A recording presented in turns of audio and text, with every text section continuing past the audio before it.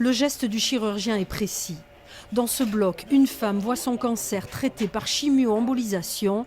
Le produit est envoyé directement dans la tumeur par endoscopie.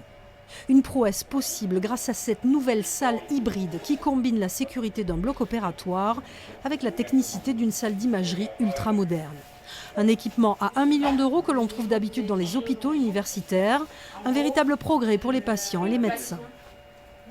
C'est beaucoup plus de sécurité, les suites sont beaucoup plus simples, l'hospitalisation est plus courte. D'un point de vue économique, c'est très rentable pour la sécurité sociale, effectivement. Ce genre de machine qui coûte extrêmement cher est très rapidement rentabilisé de par les durées d'hospitalisation moindres et la morbidité, donc les complications bien inférieures à la chirurgie conventionnelle. Dans cette autre salle de cardiologie, le cœur a été modélisé en 3D pour le traitement d'une arythmie. Cette nouvelle aile de l'hôpital de Pau, baptisée bloc interventionnel et ambulatoire, permet aux anesthésistes, chirurgiens et personnels soignants d'avoir tout sur place sans changer de service.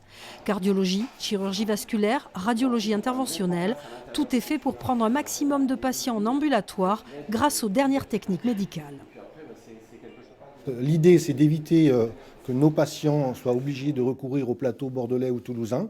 On offre les mêmes techniques ici sur place et puis on devient attractif puisque nous pouvons présenter aux futurs professionnels, aux jeunes médecins, aux jeunes infirmières, soignants, ce plateau de pointe qu'ils ont connu pendant leurs études. 2 ans de travaux et 14 millions d'euros ont été nécessaires pour voir ce bâtiment sortir de terre. Le début d'un gros chantier de rénovation et de modernisation de l'hôpital de Pau pendant 5 à 6 ans.